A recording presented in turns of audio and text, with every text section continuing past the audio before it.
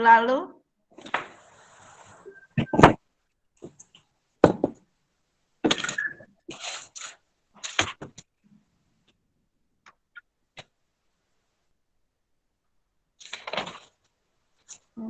Siapa yang bisa jawab PR minggu lalu? Bedanya Ronki sama hantaran.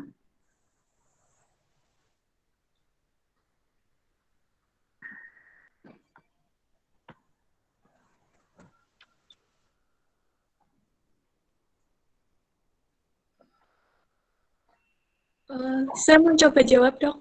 Ya. Kalau Ronki itu continue, kalau yang hantaran itu discontinue, Dok. Maksudnya gimana? Kalau Ronki itu terus-menerus suaranya. Kalau hantaran jadi putus-putus. Enggak, belum betul. Ada lagi?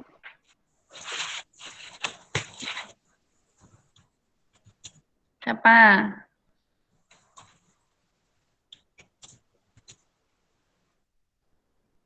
Sambil nunggu ya, nunggu temennya.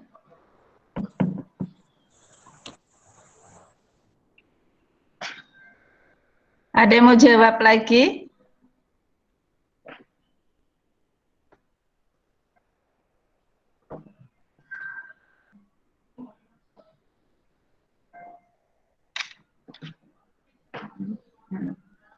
Jadi kalau Ronki itu terdengarnya saat inspirasi. Jadi saat inspirasi baru bisa terdengar. Karena Ronki itu apa? Ronki itu adalah suara karena di dalam paru, saluran pernafasan ada sebukan sel radang. Ya, ada sebukan sel radang sehingga di situ ada macam-macam kan, ada juga sedikit udem sehingga ada dia terdengarnya saat inspirasi. Kalau ronki halus, ronki basah halus terdengarnya di puncak inspirasi. Sedangkan kalau hantaran, hantaran itu adalah adanya sekret ya di saluran pernafasan, dia terdengar saat inspirasi dan ekspirasi. Jadi terdengar saat inspirasi, ekspirasi juga terdengar. Terus kalau dia misalnya dia batuk, posisinya akan berubah. Tapi kalau ronki tidak akan berubah, posisi tetap karena dia merupakan sebukan sel radang. Kalau sekret dia bisa bergerak kemana. Jadi misalnya batuk jadi ke atas, jadi posisinya akan berubah seperti itu. Ya. Terus satu lagi apa PR? Kenapa pada ISPA kadang disertai dengan diare, dengan gangguan gastrointestinal lah. Ayo. Siapa?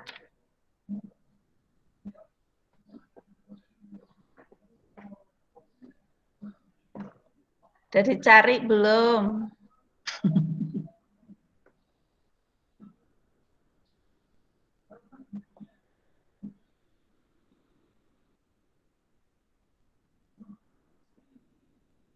Berapa orang? 97. Ada yang bisa? Udah ada yang tahu jawabannya?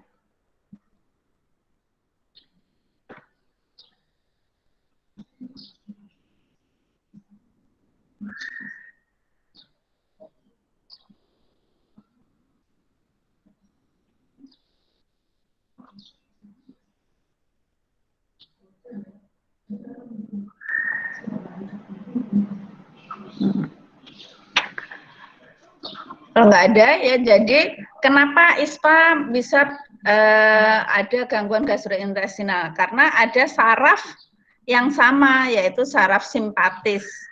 Jadi saraf simpatis itu pada saluran pernafasan dan saluran gastrointestinal sama. Jadi kalau misalnya ada gangguan, ada ISPA lah, ada gangguan di saluran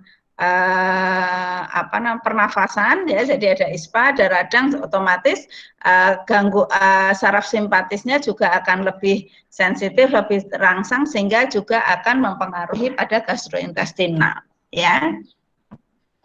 Kalau saya lihat sudah cukup banyak yang hadir. Kita mulai ya hari ini tentang asma. Asma. Iya, si kakak tidur. Kakak, ini presentasinya piye?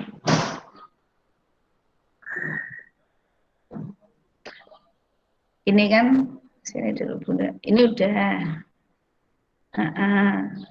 Terus? Udah di share. Belum, share piye? Di mana? Di persentuhan sekarang. Oh iya, seluruh jendela. Nah, klik ini. Jendela ini. Oke. Nah, share. Oh, gitu. Ya. Dah. Bisa kelihatan nggak? Oh ya. Biar gini aja Kak. Ke sini oke. Sudah bisa terlihat? Sudah, Dok. Sudah ya. Oke, kita mulai ya. Pagi ini tentang asma pada anak. Nah, jadi definisi asma itu bermacam-macam, ya. Bermacam-macam definisinya. Ada juga diduga asma bila batuk atau ada mengi, sifatnya episodik, ya, nokturnal, reversibel, musiman. Kemudian ada riwayat atopi, ya. Tapi yang benar adalah asma itu merupakan gangguan inflamasi kronik saluran nafas, ya, gangguan inflamasi kronik. Biasanya sel yang banyak yang berperan adalah sel mas, eosinofil, limfosit T. Karena asma ini seperti orang alergi ya atau atopi.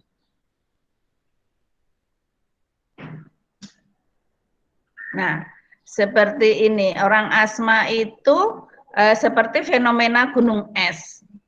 Jadi yang meninggal sih sedikit, tapi sebetulnya yang terkena cukup banyak, ya, seperti itu.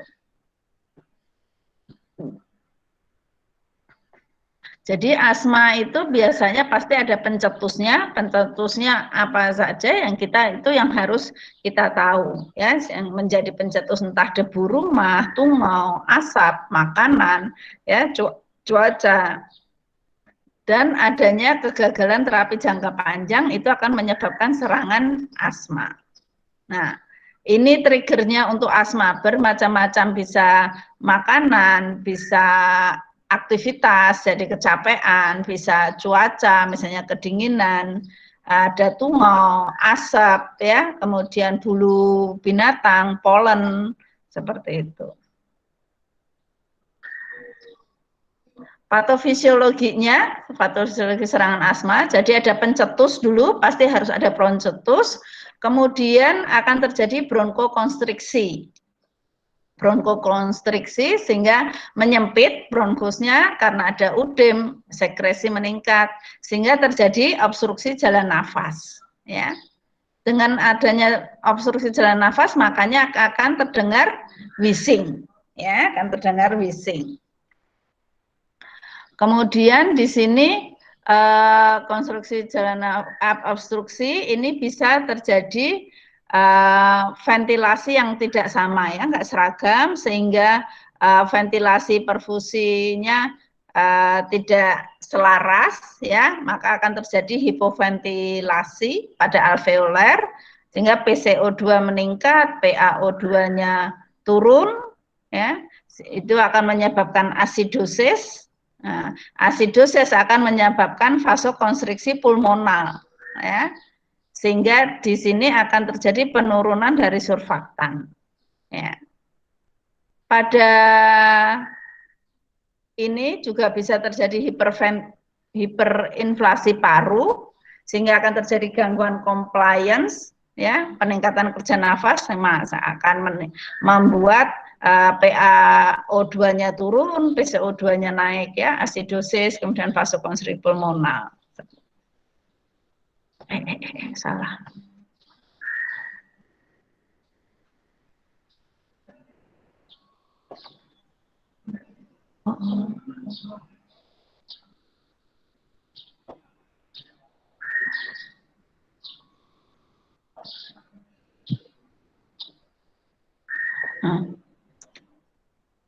Untuk klasifikasinya biasa diklasifikasikan berdasarkan seringnya serangan, ya, seringnya serangan. Jadi ada yang diklasifikasikan sebagai asma intermiten bila episode gejala asmanya kurang dari 6 kali per tahun atau jarak antar serangannya lebih sama dengan 6 minggu, ya. Kalau persisten ringan, gejalanya akan timbul lebih dari 1 kali per bulan, tapi kurang dari 1 kali per minggu, ya. Sedangkan persisten sedang bisa gejala asmanya timbul lebih dari 1 kali per minggu, namun tidak setiap hari. Tapi kalau sudah berat, biasanya gejala asmanya akan timbul setiap hari.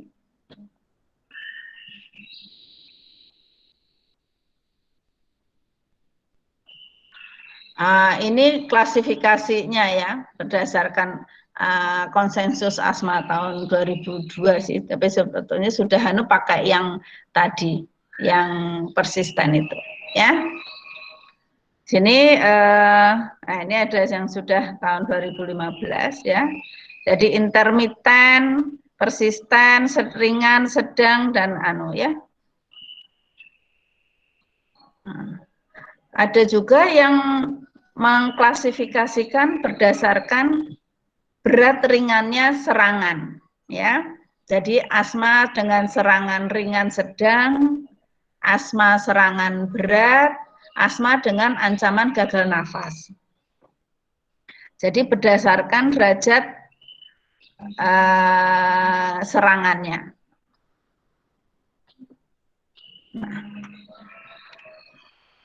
Bagaimana kita menilai derajat serangannya? Ini ringan, sedang, berat, atau ada ancaman gagal nafas, ya. Pertama, parameternya kita bisa lihat dari aktivitasnya, atau misalnya dia masih bisa berjalan, ya. Kemudian bisa berjalan, atau kalau bayi dia bisa menangisnya keras. Kemudian kalau sedang dia dengan berbicara, ya, atau menangisnya lemah. Ini istirahat. Kalau berat dia harus istirahat. Jadi dia udah nggak bisa jalan. Sesak nafasnya itu membuat dia harus istirahat, ya.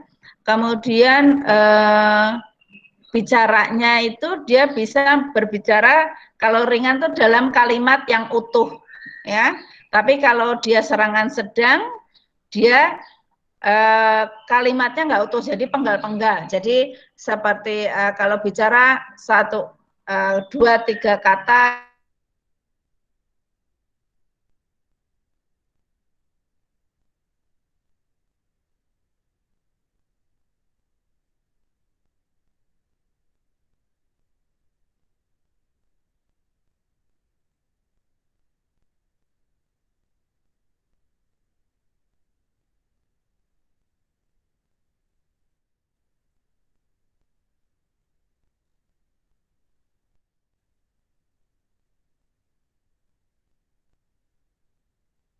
Sedang dia lebih suka dengan duduk, lebih nyaman, ya. Tapi kalau berat dia duduk dengan bertopang lengan, jadi posisi tripod. Jadi duduk lengannya nyangga gitu, ya, nyangga kanan kiri. Jadi seperti tripod. Kesadarannya kalau ringan biasanya masih sadar bagus. Kalau ancaman gagal nafas biasanya sudah ada gangguan kesadaran, ya. Sianosis bisa terlihat pada yang serangan berat dan ancaman gagal nafas, sedangkan mengi atau wheezing pasti akan terdengar ya. Terdengar. Kalau ringan mungkin perlu stetoskop untuk mendengarkannya ya, tapi kalau sedang berat, kalau ringan biasanya pada akhir ekspirasi beda sama ronki. Kalau ronki diinspirasi, tapi kalau sedang bisa terdengar ekspirasi dan inspirasi. Ini mengi ya, mengi jadi seperti suara tiupan apa itu namanya. Kemudian kalau berat nggak usah pakai stetoskop, kita udah bisa dengar ya wheezingnya. Kalau ancaman gagal nafas malah kita nggak bisa dengar karena dia nggak bisa nafas ya. Sesak nafasnya, nah ini sesak nafasnya tentu ringan, minimal, sedang itu bisa dilihat dari mana? Kita bisa dilihat kalau sesak nafas minimal itu kita lihat dari nafas cuping hidung. Jadi cuping hidungnya akan kembang kempis itu seperti itu. Tapi tidak ada retraksi, belum ada retraksi. Sedangkan pada sedang ada nafas cuping hidung, ada retraksi suprasternal. Ya, retraksi itu cekungan, ya cekungan pada suprasternal. Atau kalau berat biasanya sudah pada interkostal. Jadi nafas cuping hidung ada, retraksi suprasternal, subkostal, interkostal seperti itu.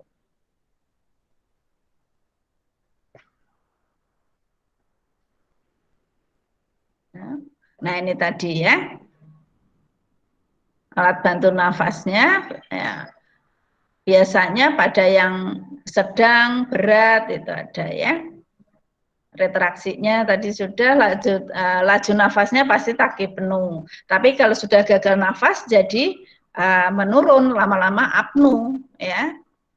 Laju nadinya normal, pada sedang sama berat biasanya akan takikardi. Kenapa takikardi? Karena dia nafasnya dari cepat, itu akan mempengaruhi pada nadinya. Sedangkan pada ancaman gagal nafas, dia bisa menjadi bradikardi, jadi shock jadinya. Ya. Pulsus paradoxus itu nggak ada. Ya. Kalau sedang berat ada. Coba udah ada yang tahu pulsus paradoxus apa? Dicari ya. Kemudian saturasinya lebih dari 95 biasanya ya, kalau berat kurang.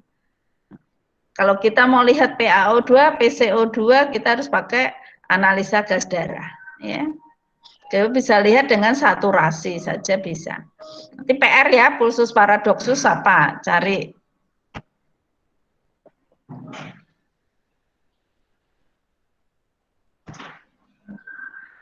Sedang ada klasifikasi berdasarkan derajat kendalinya.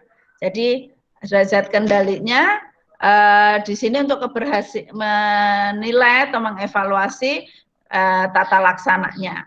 Ya, 1 asma terkendali penuh, asma terkendali sebagian, dan asma tidak terkendali.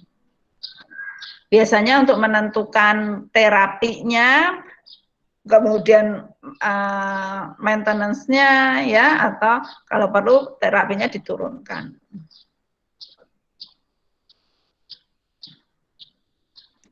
Sedangkan sini bisa juga dipakai klasifikasi yang berdasarkan keadaan saat ini, tanpa gejala, dengan gejala, dengan serangan ringan sedang, serangan berat, ancaman gagal nafas. Seperti itu klasifikasinya, seperti itu.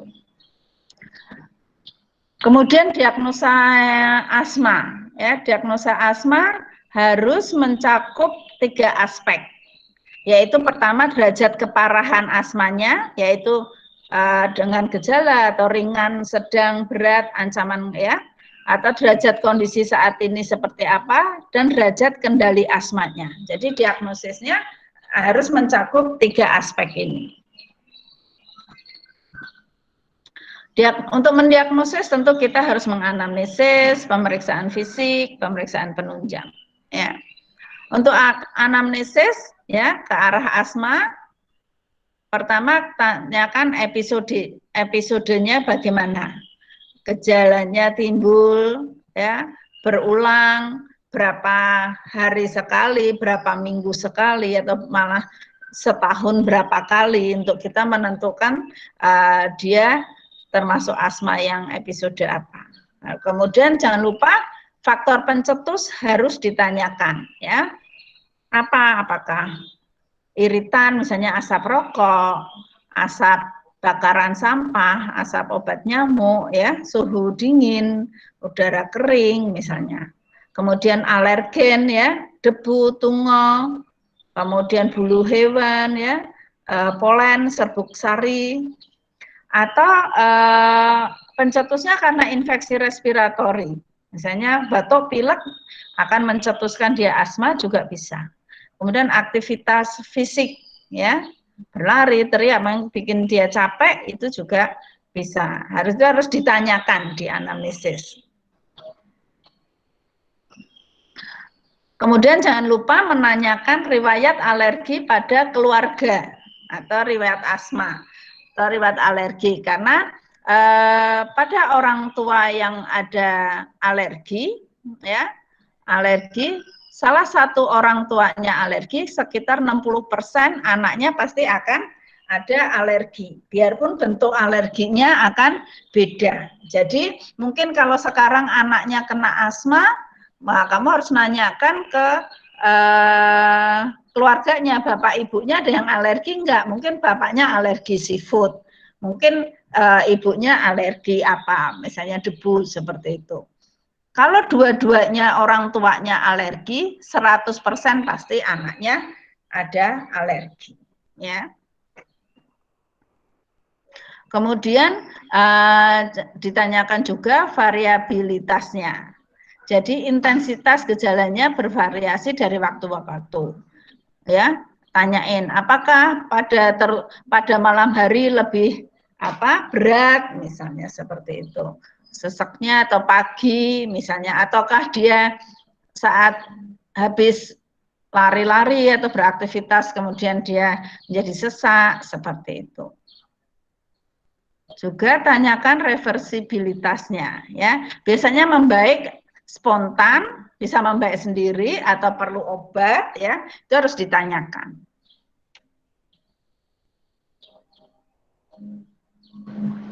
Kemudian pemeriksaan fisik, ya. Pemeriksaan fisik, tentu pemeriksaan fisik kita mesti dari atas sampai bawah, ya. Dilihat pertama, stabil enggak, ya, stabil enggak, ada gejala enggak keadaannya. Kemudian ada gejala batuk atau sesak nafas, dilihat. Kemudian wheezing, terdengar atau tidak wheezingnya, perlu pakai stetoskop apa enggak, ya. Kalau sesak nafas dilihat cuping hidungnya, retraksinya, ya, seperti itu. Kemudian gejala lain dari alergi, ada mungkin dia sering kemerahan pada kulit, ya, dermatitis atopik, sering pilek, ya, mungkin rinitis alergi, ada enggak?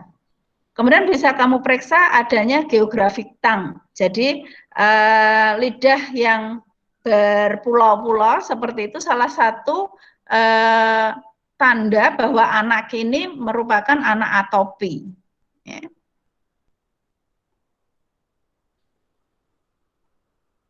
Nah, kemudian setelah kita lakukan pemeriksaan fisik, kita lihat pemeriksaan penunjang. Pemeriksaan penunjang yang diperlukan adalah pertama uji fungsi paru dengan spirometri, ya, pakai peak flow meter seperti gambar dia itu. Atau kalau kita mau lihat alergi bisa skin prick test, tapi ini menyakitkan, ya, menyakitkan, jadi jarang. Biasanya kita lakukan juga di anak di atas usia 5 tahun, ya, atau bisa pemeriksaan IgE spesifik seperti itu.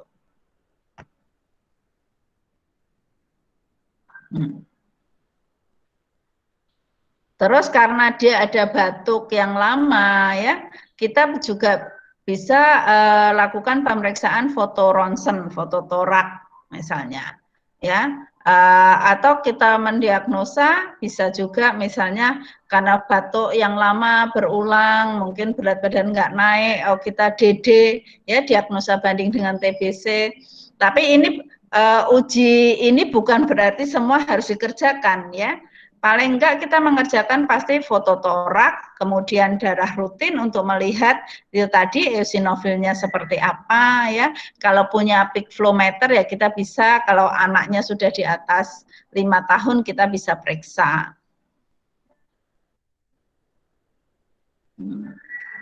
Ini kriteria diagnosa asma, ya. Gejalanya wheezing, ya, batuk, ada sesak napas, seperti dada tertekan, ya, ada produksi sputum. Hati-hati kalau kamu anamnesis dengan sesak nafas. Biasanya orang tua atau ibu lah mudah sekali mengatakan sesak nafas. Itu harus kamu konfirmasi dengan kamu lihat anaknya ada nafas cuping hidung enggak. Ada bilang ini sesek dok, karena biasanya suka bilang gitu, tapi ternyata nggak ada nafas cuping hidung, berarti artinya dia tidak sesek nafas, ya.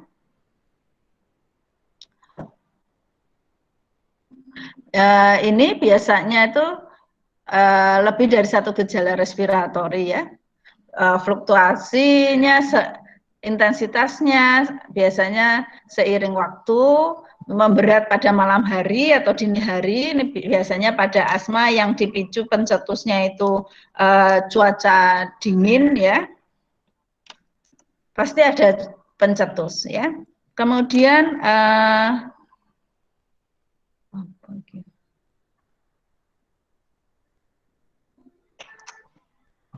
jadi adanya gambaran obstruksi pada saluran respiratori, ya, makanya ada wheezing. Nah, kemudian uji provokasi itu susah untuk anak di bawah 5 tahun, ya. Nah, ini alur diagnosis asma, ya. Ada batuk, sesak napas, dada tertekan, ya, wheezing, itu akan diduga asma. Ditanyakan timbulnya bagaimana, berulang, kronik, ya, gejalanya fluktuasi, kemudian memberat malam hari, timbul adanya pencetus. Bila dia iya, bisa dilakukan spirometri. Tapi yaitu pada anak yang sudah bisa bisa komunikasi dengan baik, ya. Kalau dia ternyata tidak ada tanda-tanda itu, pikirkan diagnosa lain, ya. Didiknya itu seperti TBC, makanya kita lakukan uji tuberkulin, bisa ronsen, ya. Atau kalau nggak punya spirometri, ya, kita bisa kasih bronkodilator dulu. Bronkodilator kita kasih obat ini, ya, obat bronkodilator, responnya bagaimana? Kalau responnya baik, dengan dikasih bronkodilator dia membaik, artinya dia asma. Tapi kalau sudah dikasih bronkodilator 3-5 hari ternyata tidak juga membaik, berarti bukan. Kita bisa cari diagnosa banding yang lain, seperti itu.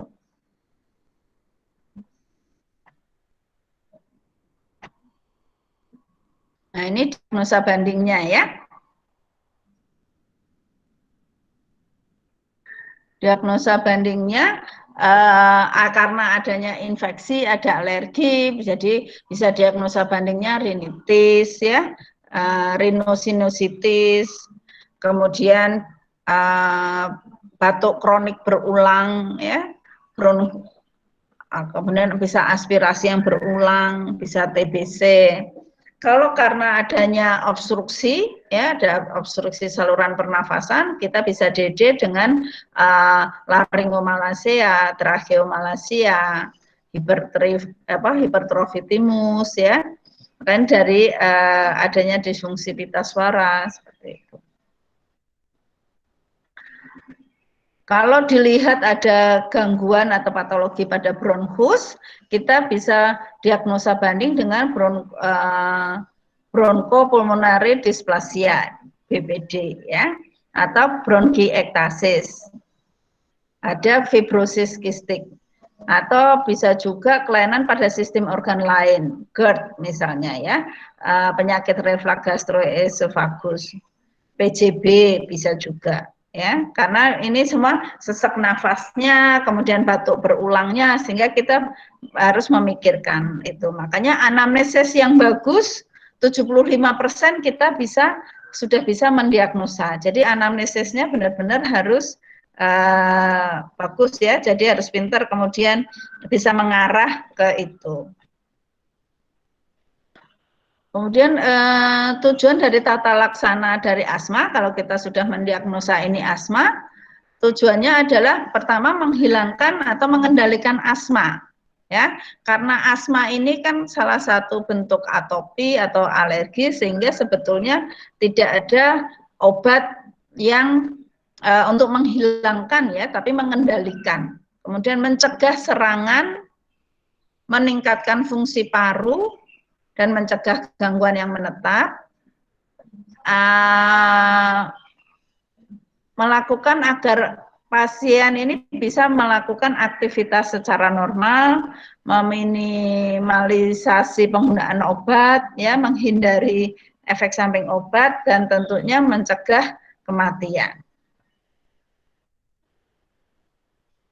Kemudian itu tujuan umumnya, tapi tujuan tata laksana asma saat serangan adalah meredakan penyempitan jalan nafas secepatnya, ya, sehingga kalau kita bisa cepat meredakan penyempitan, kita akan mengurangi hipoksemianya, mengembalikan faal paru normal secara cepat, reevaluasi tata laksana untuk mencegah kekambuhan. Jadi ya, serangan asma, bila ada serangan asma, kita harus yaitu segera menghilangkan penyempitan dari jalan nafas, kemudian sehingga anak tidak jatuh ke hipoksemia.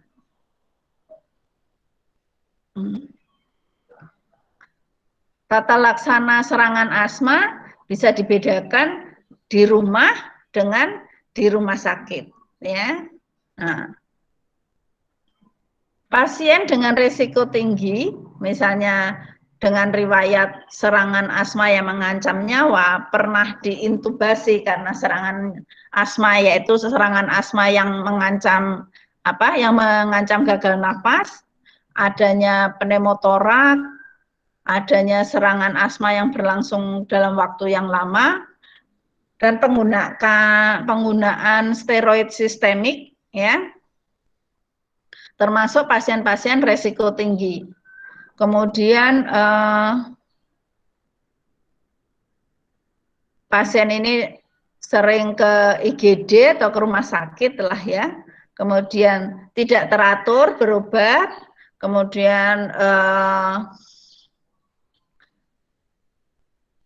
ada alergi ya, alergi itu merupakan pasien dengan resiko tinggi. Nah, tata laksana serangan asma di rumah ya, di rumah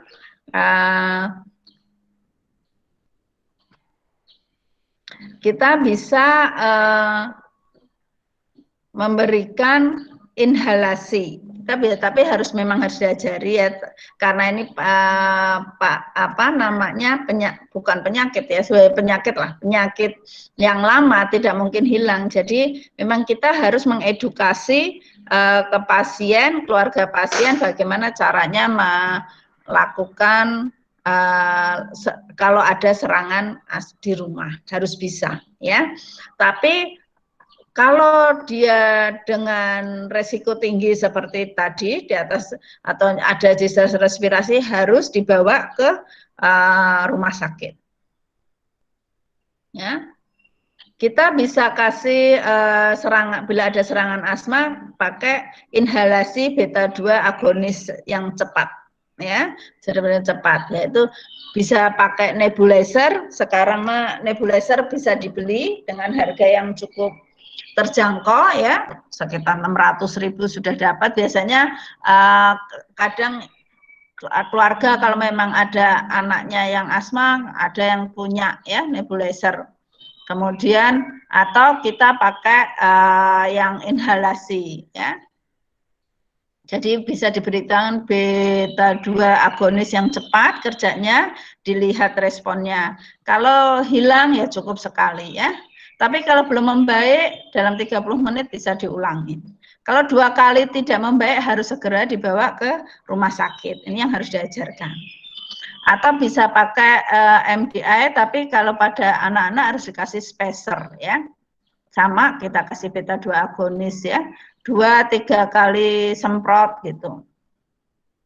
Tapi ini biasanya hanya bisa pada anak-anak yang sudah di atas 6 tahun lah ya kalau itu. Nah ini. Pemberian beta 2 agonis mau pakai MDI atau pakai nebulizer hasilnya sih sama ya.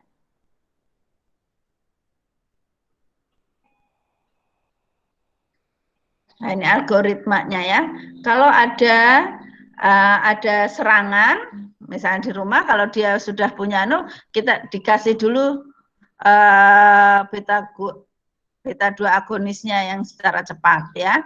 2 atau 3 kali, misalnya dia ini datang ke IGD, kita pakai nebulizer, kalau di IGD ya, udah 3 kali serangan, misalnya dia belum membaik ya.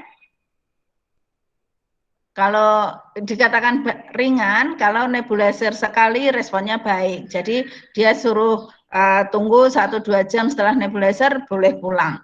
Tapi kalau 2-3 kali responnya belum baik, kita kasih oksigen, bisa dirawat di rumah sakit. Tapi kalau berat sampai gagal nafas ya tentunya harus dirawat di rumah sakit. Nah seperti ini ya, boleh pulang. Kalau punya one day care ya, kalau yang sedang bisa di one day care, tapi kalau nggak punya biasanya dilakukan rawat inap. Tapi kalau serangan berat pasti akan dilakukan rawat inap. Ya. Nah ini ringan, kasih nebulizer 1-2 jam baik, pulang ya. Kalau sedang oksigen di nebulizer tentunya dirawat ya, diinfus, kasih steroid oral. Kalau berat oksigen, nebulizer, infus ya, ronsen. Nah ini nanti dibaca nih, kecil-kecil soalnya. Tata laksana serangan asma di rumah sakit ya, terlalu kecil. Nah, kalau dia ringan bisa pulang, kita bawakan obat beta 2 agonisnya ya, dan kita bisa kasih kortikosteroid oral untuk 3-5 hari. Tapi kalau pasiennya sedang berat ya, itu berarti dia tidak bisa pulangkan, ya dia harus dirawat. Ya, ini di one day care, kalau ada one day care ya. Kalau nggak ada ya pasti langsung ke ruang rawat inap.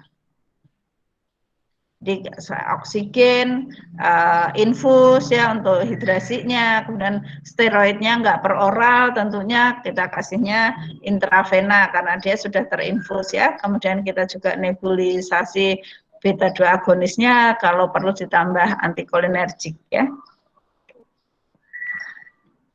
Nah ini tata laksana di ruang rawat inap. Nebulizernya bisa dikasihkan 3-4 kali ya, kalau ada perbaikan.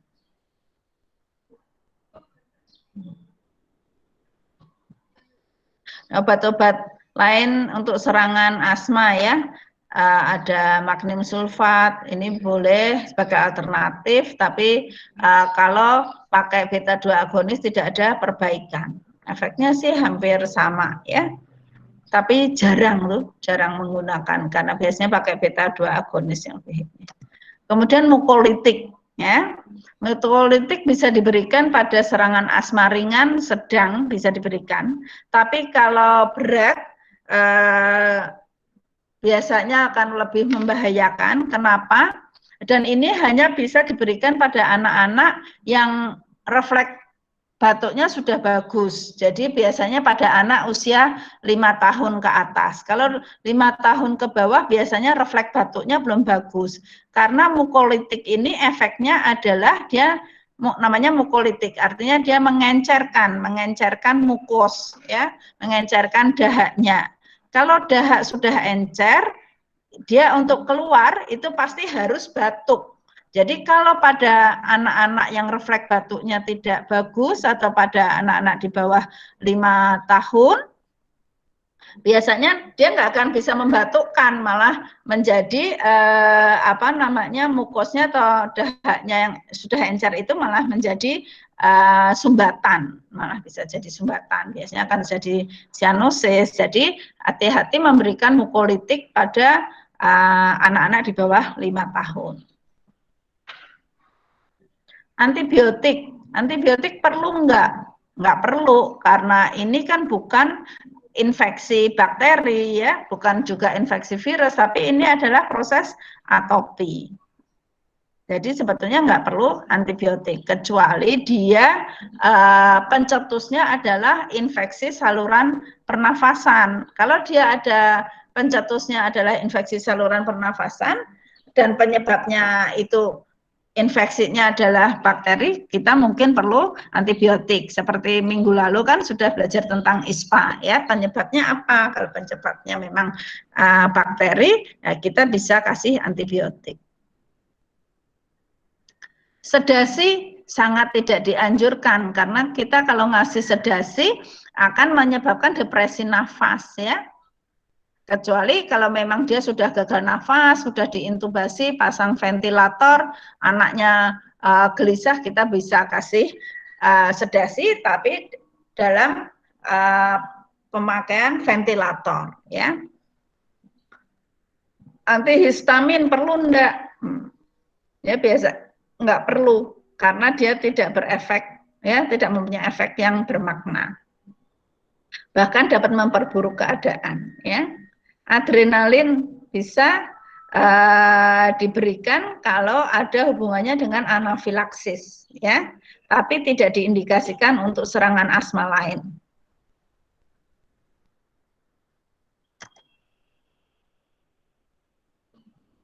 Ini Ipratropium bromida, yaitu, ya, ini dia bisa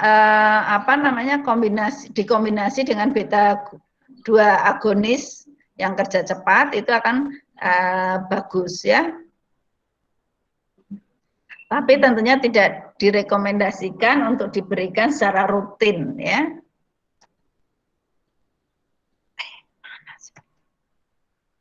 Kemudian kortikosteroid sistemik kita berikan pada serangan asma berat, ya. Bisa kita kasihkan dalam 1 jam pertama. Karena berat, dia sesak nafas berat, sampai ke gagal nafas, biasanya tentu kita nggak bisa kasih per oral, ya, tapi kita ngasihnya intravena. Dosisnya kortikosteroid itu kalau bisa 1 sampai 2 mili per kilo, ya. Nah, ini inhalasi kortikosteroid ini masih kontroversi, ya. Kita bisa aminofilin intravena, ini pada serangan asma berat, jadi tidak diberikan secara rutin, ya. Nah, sekarang tata laksana asma jangka panjang, ini yang lebih ini, ya, untuk karena asma itu kan memang penyakit jangka panjang, dan ini ya, yang salah satu tujuannya kan kita bisa membuat pasien ini melakukan aktivitas secara normal, ya, tidak ada ketergantungan obat, ya, pencapaiannya itu, dan anak bisa tumbuh kembang secara optimal.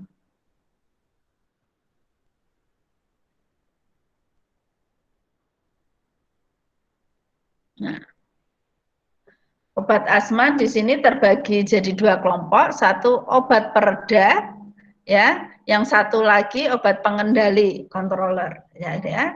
Yang satu itu untuk meredakan serangan, jadi diberikan saat serangan, sedangkan yang satu lagi diberikan namanya aja pengendali untuk mencegah serangan asma.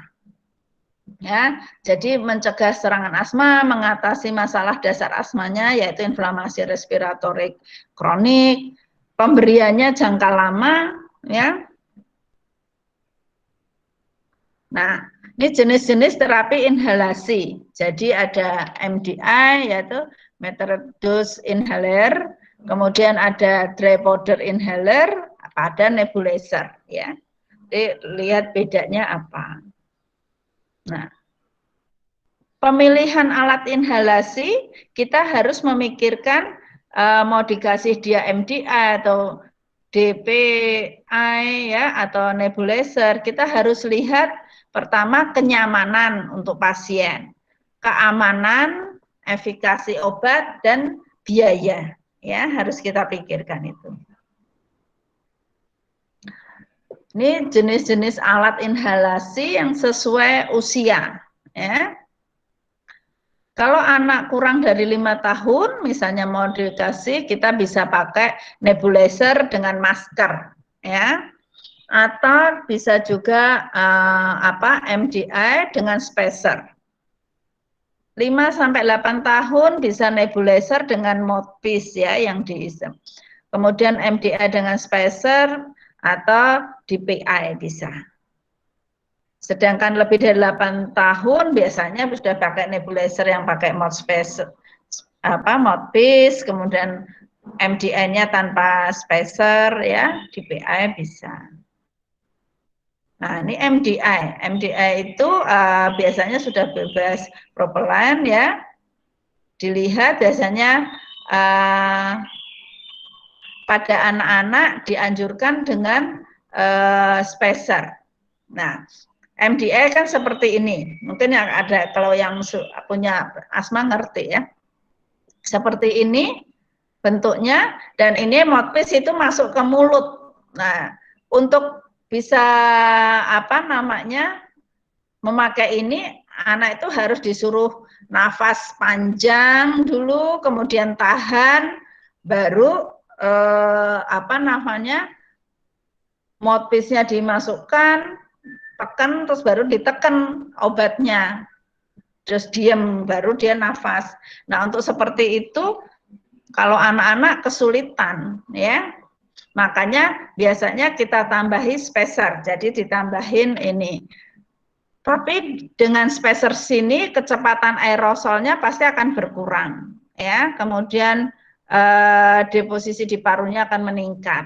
Di sini efek sampingnya sih minimal, tapi memang lebih nyaman pada anak-anak atau pada bayi karena dia bernafasnya biasa, tidak harus pakai nafas panjang, tahan, baru lepas, seperti itu.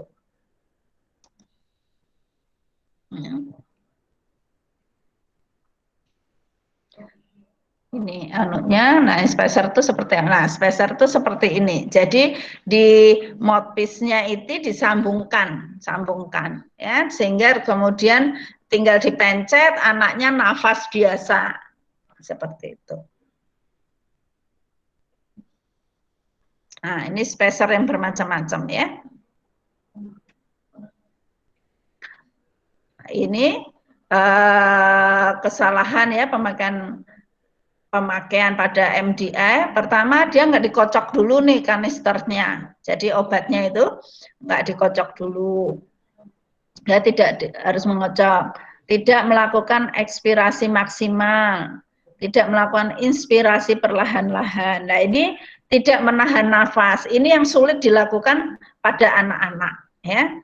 Sulit. Makanya perlu diberikan spacer. Nah, ini, ya. Kalau dengan spacer seperti itu digambar, itu anak gampang, tinggal dia pencet, terus dia nafas biasa. Nah, jadi kalau penggunaannya benar, MDI plus spacer itu seperti nebulizer, ya. Tinggal kita pencet, nah dia nafas seperti biasa.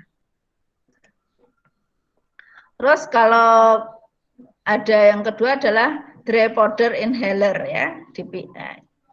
Ini memang menggunakan serbuk kering, ya. Memang dia sulit sih pada anak-anak sama, ya. Karena harus ngisepnya itu harus kuat, jadi harus disedot gitu. Anak-anak biasanya lebih sulit, ya. Dia nggak perlu spacer, tapi harus disedot, bukan dia nafas gitu, ya. Tapi harus nyedot. Kalau untuk dewasa ini lebih praktis, ya. Nah, ini seperti ini DPI-nya, ya, turbo inhaler-nya. Jadi di situ ada diputer, kemudian baru diisep kuat. Nah, ada yang bentuknya seperti ini. Jadi di situ ada apa namanya, obatnya bentuknya sih seperti tablet, tapi dia akan, kalau kita alatnya diputer atau ya kalau ini dikrek gitu, dia akan pecah. Lah itu terus baru kita hisap anunya. Nah, ini kesalahannya, ya, kalau memakai DPA biasanya tidak mempersiapkan dosis dengan benar, tidak melakukan ekspirasi, inspirasi, ya, tidak nahan nafas, ya. Ini sulit biasanya pada anak-anak. Nebulizer, nebulizer mah lebih mudah tentunya. Ada yang jet, ada yang ultrasonik, ya, tapi lebih mahal dan nggak praktis untuk dibawa. Biarpun sekarang nebulizer sekarang lucu-lucu bentuknya, ya, cuman tetap aja lebih besar dibandingkan dengan MDI misalnya.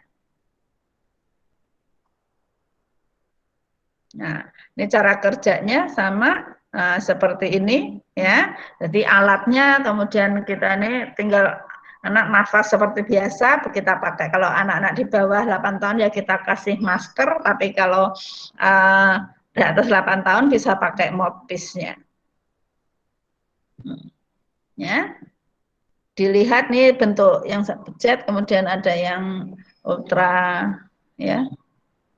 Ini kesalahannya biasanya tidak memperhatikan fill volume dan dead volume-nya. Jadi bisa apa namanya, misalnya ininya, selangnya itu misalnya pas saya bilang kepanjangan seperti itu, berarti dead space-nya juga akan meningkat, ya.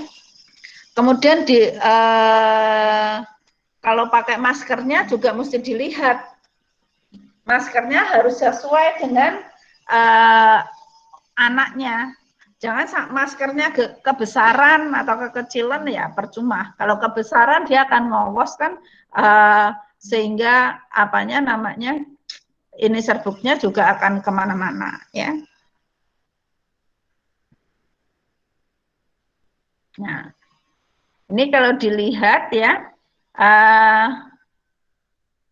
obatnya, misalnya dia pakai apa namanya MDI, kemudian dengan MDI nebulizer, turbo inhaler, itu kira-kira di paru-paru akan seperti itu.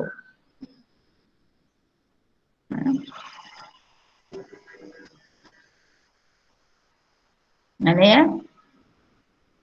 Ini untuk menentukan derajat kendali asma. Jadi kita nilai setelah 6-8 minggu, manifestasi klinisnya bagaimana setelah terapi 6-8 minggu, apakah dia terkendali, ya. Kalau sudah dia terkendali penuh atau terkendali sebagian, misalnya ada salah satu kriteria tidak terpenuhi atau tidak terkendali. Kita melihatnya misalnya gejala pada siang hari, kalau yang terkendali biasanya sudah nggak pernah, tapi kalau pada yang terkendali sebagian mungkin lebih dari 2 kali per minggu, tapi kalau tidak terkendali 3 atau lebih dari 3 kali seminggu, ya. Aktivitasnya terbatas, kalau yang terkendali tentunya sudah tidak terbatas, sedangkan kalau yang terkendali sebagian ada, ya, gejala malam hari masih ada, kemudian pemakaian pakai obat-obat pereda dia masih memakai, ya. biasanya kita lihat ke asma apa namanya, pada asma-asma yang tidak terkendali, biasanya ya dia akan sering ya masuk sampai ke serangan yang mengancam gagal nafas, itu sebenarnya masuk ke ICU ya. Kemudian biasanya nggak terkendali, dia sudah memakai dosis-dosis obat yang tinggi. Nah, ini langkah-langkah pengendalian asma ya. Jenjang pertama tentu kalau bisa tidak perlu obat pengendali ya.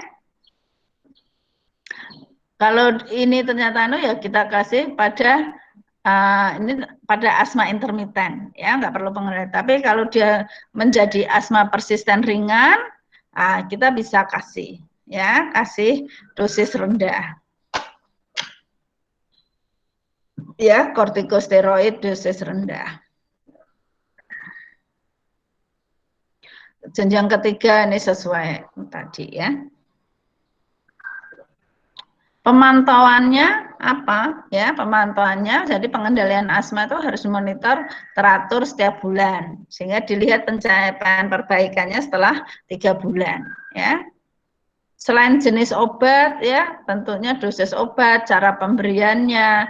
Kemudian yang paling penting adalah pola, kita harus mengedukasi pola hidupnya, pola makannya dari penderita asma. Dilihat pencetusnya apa, itu yang harus dicari ya.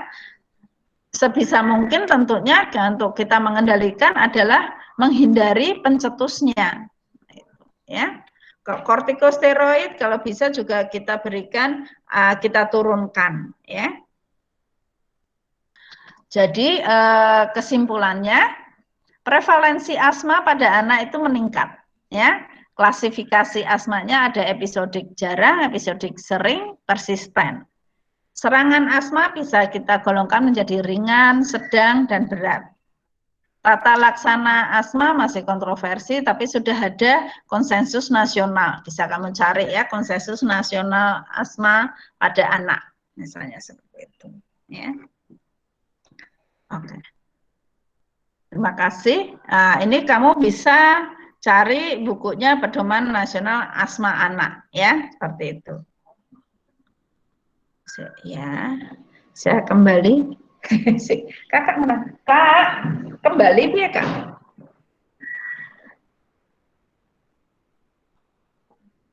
Ini ya, kembali ke ini ya, ini ya. Apa? Ini udah selesai. Stop sharing, pencet sih. Ini.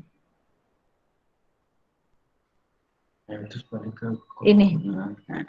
Ya. Kira untuk asma seperti itu ya. Ada yang mau ditanyakan? Izin bertanya, Dok. Iya. Kalau untuk kasus anak atau bayi yang dia ternyata asmanya berat, itu apakah perlu dicek saturasi oksigennya? Terus yang kedua, untuk tata laksana atau terapi yang reliever itu kan pakainya yang short acting beta agonis. Nah, itu apakah obat short acting beta agonis itu bisa diresepkan untuk dikonsumsi di rumah oleh pasien, Dok? Ya. Jadi kalau pada apa namanya bayi ya, pada bayi kalau dia apa namanya serangan berat ya, serangan berat apa tadi? Kalau untuk obatnya bisa ya. Jadi karena untuk beta 2 agonis yang cepat kerjanya, memang kita malah memberikan apa namanya memberikan pada edukasi, jadi itu harus selalu punya ya, harus selalu ada. Kalau biarpun pada bayi, kalau dia memang berat dan serangannya itu termasuk asma yang persisten atau asma episodik yang sedang ya, itu juga keluarga harus punya. Jadi kita mengedukasi ibunya atau keluarganya lah.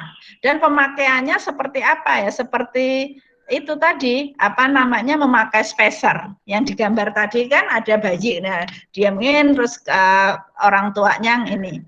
Apakah obatnya ini bisa dibeli bebas? Tidak. Obat itu obat keras, sehingga tetap harus pakai resep dokter.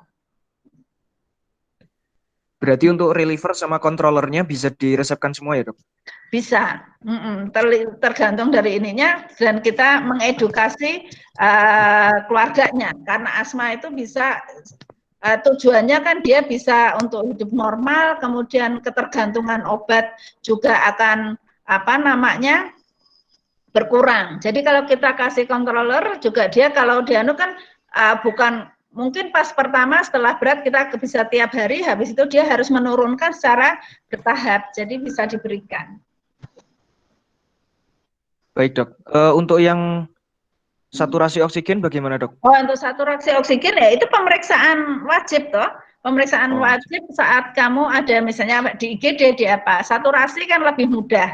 Ya, kita bisa sekarang yang tanpa, yang cuma pakai baterai juga ada. Jadi saturasi, bukan saturasi itu kita melihatnya saturasi oksigen, bukan melihat tekanan oksigennya. Misalnya PaO2, kalau itu harus pakai analisa gas darah. Tapi kalau saturasi oksigen, kalau kamu punya biasanya lebih bagus. Jadi kita ngerti ininya. Dan itu perlu dilakukan di semua pasien, Dok? Atau hanya di keluhan yang berat saja, Dok? Saturasi oksigen sebetulnya itu bukan pemeriksaan yang rutin, tapi kamu bisa lakukan pada anak dengan atau pasien dengan keluhan gangguan respirasi. Iya, baik, Dok. Jadi Terima dia kasih, ada Dok. batuk, sesak napas ya, kita bisa lihat cek saturasinya. Soalnya saturasi sekarang sih kecil ya, bisa yang portable gitu. Terima kasih, Dok. Oke. Ada lagi? Izin bertanya, Dok.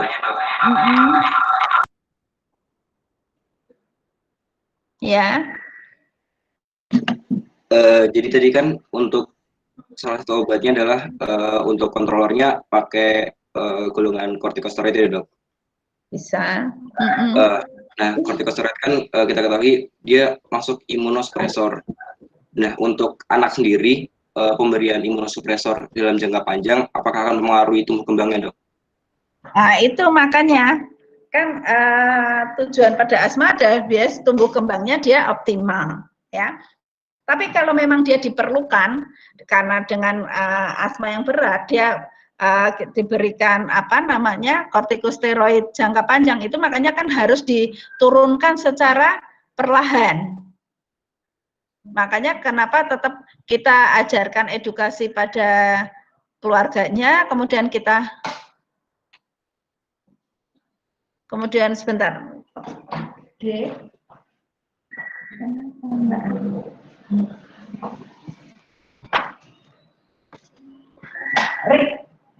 Ini loh baterai. Jadi nggak apa-apa, tapi kita makanya harus kalau bisa segera menurunkan. Itu kan sekitar ini sudah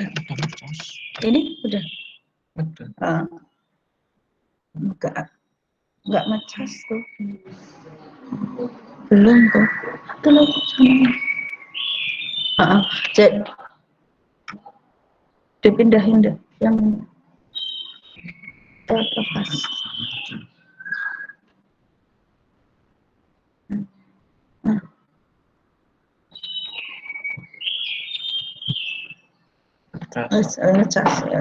Jadi nggak apa-apa diberikan, tapi kan nggak mungkin yang jangka panjang yang secara terus menerus ya. Makanya diberikan, tapi ya itu dalam 3 bulan kita harus menurunkan secara perlahan sehingga dia bisa bebas. Memang itu merupakan salah satu tujuan dari asma, penata laksana asma adalah tumbuh kembang anak harus tetap optimal, seperti itu.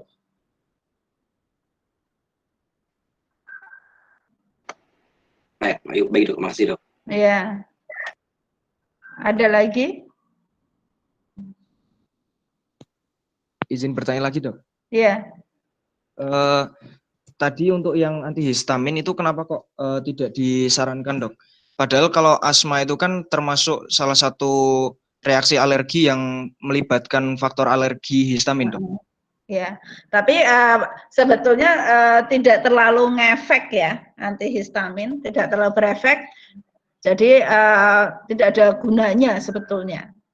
Karena kita ininya mungkin apa namanya, kalau sudah ada kuliah alergi, kalau asma itu termasuk pada alergi yang apa biasanya, nah, seperti itu. Kan ada yang tipe 1, tipe 2, tipe 3 ya kan untuk alergi. Tapi pada asma itu antihistamin tidak terlalu bermanfaat. Baik, Dok, terima kasih.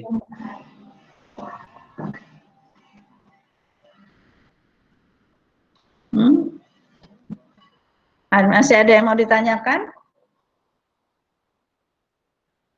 Oke. Kalau tidak, sudah minggu depan tentang TBC ya. Ini nanti slide-nya saya kirim ke ke Mbak Reza ya. Dokter, maaf sebelumnya dok, jadwal minggu depan nggak ada dok. Minggu depan? Kapan? Jadwalnya tinggal besok pagi dok. Besok? Iya. Oh jadwalnya besok? Ya sudah besok. Besok jam berapa? Besok di jadwal tertulis jam 11 dok. Jam 11, ya sudah. Ya udah TBC besok ya, jam 11. Iya. Ya, oke. Sebentar ya. Kakak, piye nge-share itu PPT-nya? Bukan, mau dikirim. Lihat WA. Lihat WA. WA sini. Iya, aku lihat. Sini. WA piye?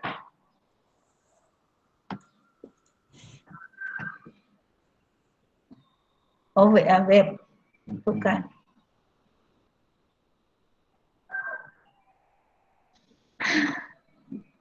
Kok ya belum lancar ya.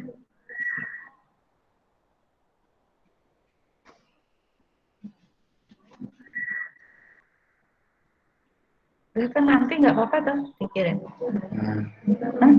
Jangan. Oh, jangan. Jangan.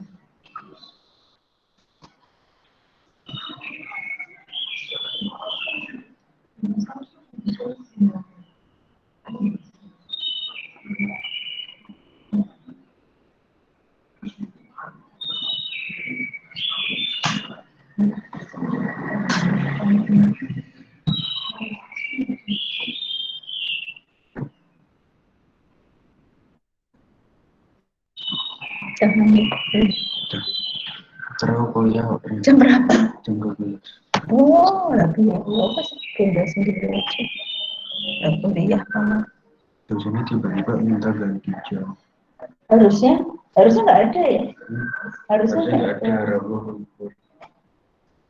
Terus ternyata dosennya yang kemarin kurang minta sekarang.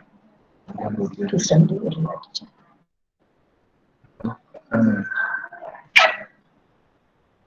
Aku sampai begini.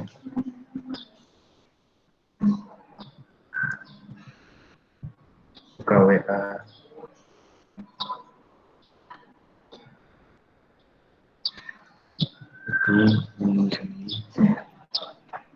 Ini WhatsApp web. ini Dan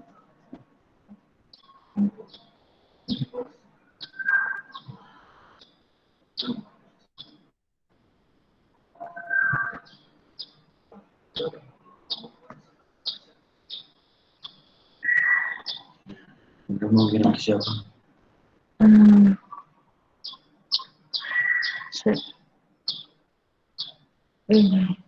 ini. Ya udah. Ke bawahnya. Ini.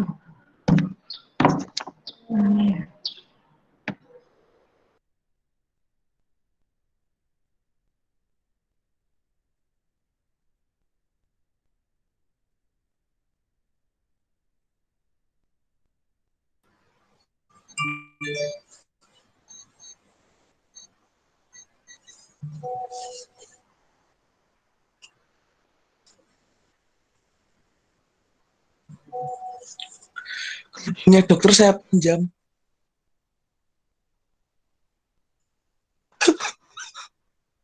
Maaf ya guys. Jadi nggak jadi nggak enak deh sama dokter. Tidak ya ada akhlak. Tapi aku kira ngomong isen malah sakit.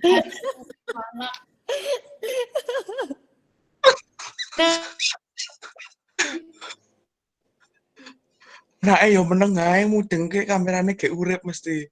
Lah nek iki yo